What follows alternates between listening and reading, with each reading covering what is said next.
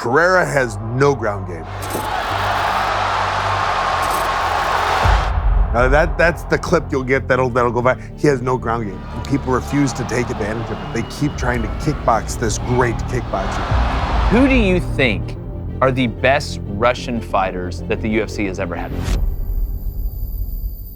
We have a fantastic card this weekend in UFC 313, and they also have a very special sponsor for Saturday. You may have heard about it, Jeremy's Razors.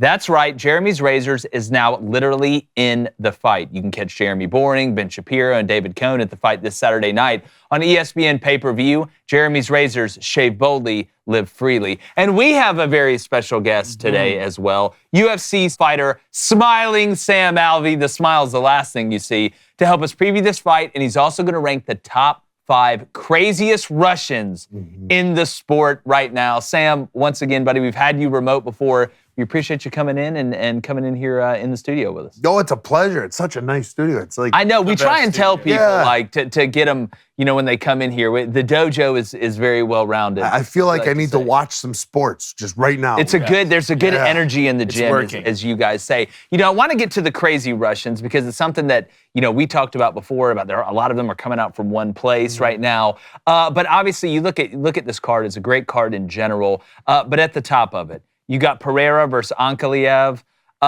When you look at this fight, you know, number one, give me one thing each guy is going to need to do to be able to win, and then kind of how you see this thing going as we wait for that main event. So the one thing Pereira needs to be able to stop the takedown. Pereira's stand-up has been proven to be about the best in the UFC, but if he gets taken down, he's also been proven not to have much ability down there. If he can stop the takedown, he's got a good shot at winning.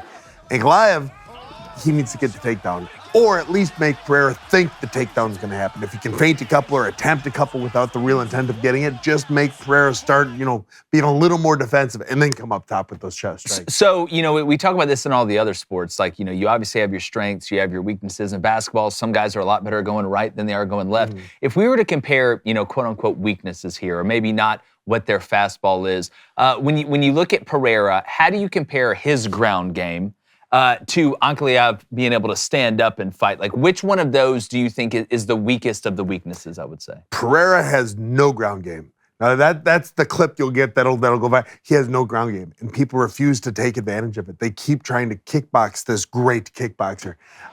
His kickboxing is so much better than everybody else, and it's just been proven to be so, that he's knocked out the best in the world. Ankalaev, he's been winning his fights, not nearly as dominantly, but he has more tools because he has the ground. He has the threat of a shot.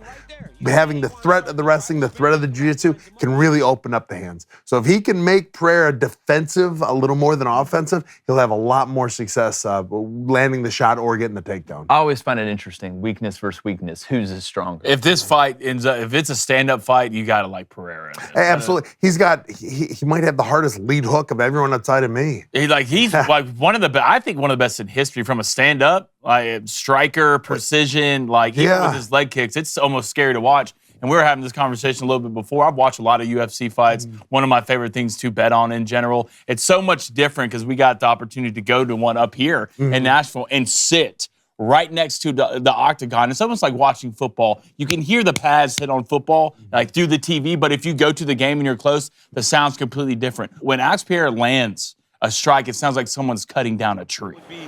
Good because he's... It's crazy. And you just know how much it hurts. But most of the time he lands that one and they fall over. And you can hear it and then see it. It's really entertaining just knowing somebody has the power to put someone down with one shot. What is the balance, if you're Pereira, of understanding, all right, this guy is going to try and get me on the ground. I want to be on offense and stand up, but I also got to protect myself. Like, is it more counterpunching? Is it more you're the aggressor to try and get him before he takes you down? How can you accentuate your strengths without opening yourself up to getting taken to the ground when you know that that's what he wants to do? Yeah, what Pereira has done his whole career is he's just ignored the ground. He just, and everybody kickboxes him. It's like there is a blueprint to beat him, take him down and beat him up. and nobody does it. They all try and kickbox him, and he's just got a style to him. He's not particularly aggressive. He's not really a layback guy. He'll stand there and he'll trade with you, and people are willing to risk it for whatever reason. He lures them into the striking battle, and then he just keeps catching people. The main event's going to be phenomenal. Yes, I think we all know that. But this Gaethje-Rafael Fiziev fight, if this is the second time they fought, and the first time they fought was an absolute war. Drag out, kick ass, meet me in the middle of the octagon type of fight, and Gaethje ended up winning that. He was a human highlight for a reason. Do you see this fight going any differently now? If you look at the first fight, Fiziev, I'm saying the name. Raphael. I just call him Jeff.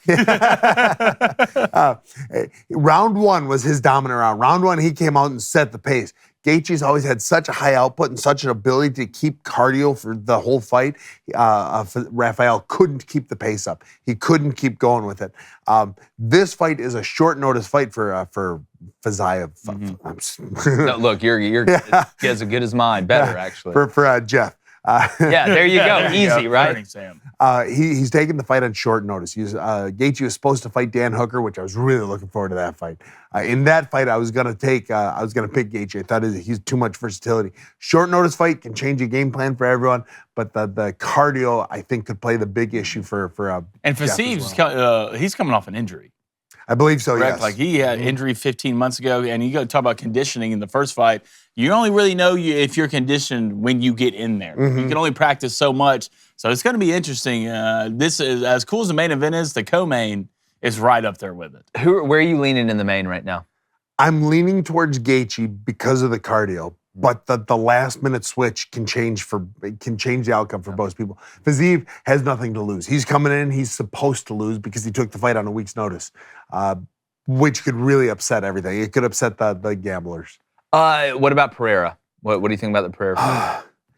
So I was leaning towards Ankalaev, except it's Ramadan. Ankalaev's Muslim, and he is not eating until dark, which means he's going all day fasting. He's going to eat, and I really do think that's going to play an issue. I think his body will not be as good as it needs to be. I think the cardio, again, could play an issue. I think his output will have to be tempered.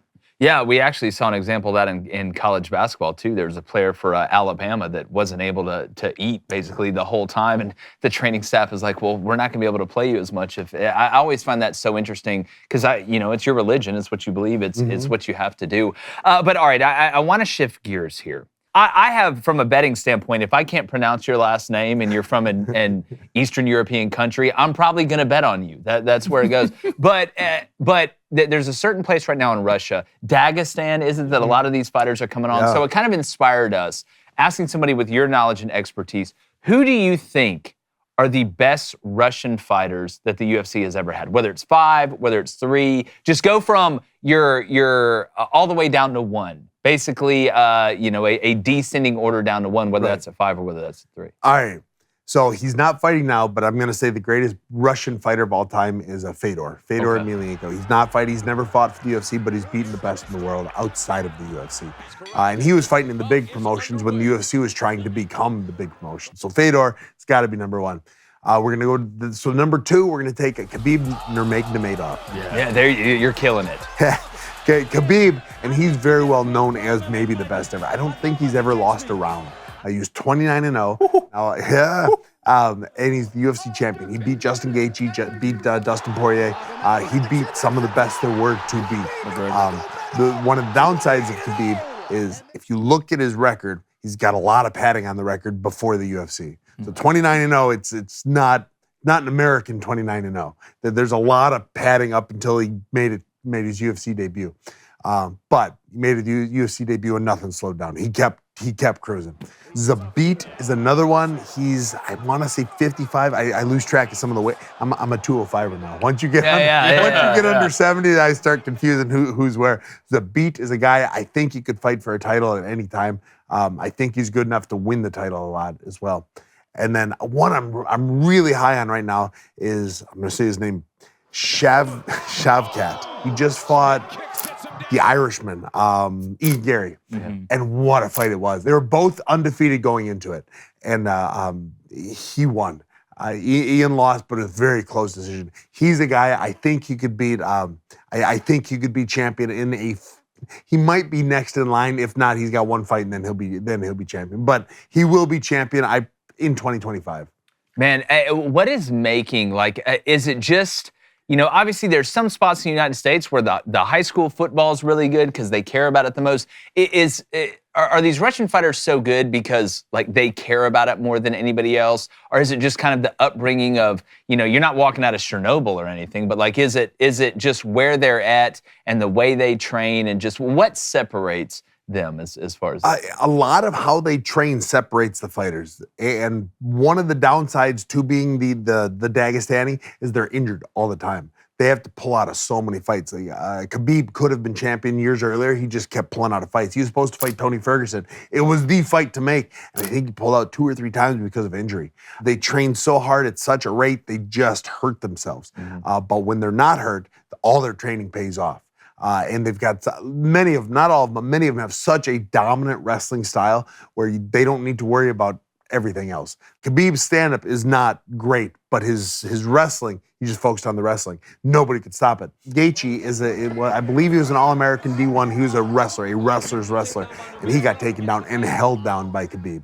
Their wrestling style was just practiced so much, so intensely, they just won. Is it better to have the best stand-up or the best wrestling? If you had to choose one, almost like picking a superpower. Yeah, wrestling. So when I coach all my kids, they all come to me, hey, I want to be a UFC champion. What do I have to do? Join your high school wrestling team right now. Yeah. That it is more important than jiu-jitsu. It is more important than anything. You cannot train wrestling once you're an adult. Once you're outside of the age to be in a team of wrestlers, you can't do it. You can get better at wrestling, but you will never be a good wrestler unless you start right now. It's absolute kryptonite. And it's crazy we bring up. The only reason I know about this Dagestan thing is because if you've seen a video with Islam, it's like, well, if you want your kid to be the greatest, send him 2-3 years Dagestan and forget. 3 years? Yes. Yeah, you're out of your mind. And I feel like they're all related to Khabib. Khabib, but then you have Umar. Well, they're like the Mannings of Umar, who's the cousin to Khabib. Then you have Islam, who's the protege of Khabib. Then you have Usman, who's another cousin. Then Zabit. And then you have Magomed, who's it's almost they're all coming out of the same camp and do the same thing. They do, and they'll find their home here in America. I believe AKA up in Northern California hosts a lot of them, and it's almost like a little Dagestan up there now. Like a lot of the fighters, don't start a problem at a bar up there. Yeah, they'll wheel you out of that place. But Sam, man, it's always so great when you join us. We want every time we're talking UFC, you're the first guy we think about, and you're able to come in here. Tell everybody where they can find you, what you got going on, because, man, you do a little bit of everything. I do. So right now I've got an online training course, too. It's for school, SKOOL, Smile and Striking. If you check it out, I work with people around the world, one-on-one. We do a lot with each other. I actually just had my whole school talking with Dan Henderson last night, one of the greatest to have ever done it. I've just been in the sport for so long, I can really help a lot of people, advance their martial arts training. I've been meaning to talk to you about that, too, because it's been a while since I've whipped Blaine's ass, so I need to it has been a while. Well, I haven't fought you in a while. I've been working on Dagestani. I've had to pull out of the fight. Yeah, you got a kid now. You got a kid now. So my gym, or the gym I work out, it's Guardian MMA in Murfreesboro. You guys got to come out. We can get some work in. We need to. Get the gloves on out there. We can choke each other a little bit. We'll have a good time. Definitely. I'm always down for that. But Sam, man, thanks so much, brother. It's so good to see you. And don't forget, UFC at 313, brought to you by Jeremy's Razors. Do not miss it. Make sure you hit that subscribe button, or you may get. We're gonna sick Sam after your ass. Yeah, we're coming to get you, and then we're sending you to Dagestan so you can learn from your mistakes. All right, appreciate you guys. Hey, what's up, YouTube? Appreciate you guys stopping by. Make sure you check out our Locker Room Talk show on Tuesdays and Thursdays as well, and obviously subscribe.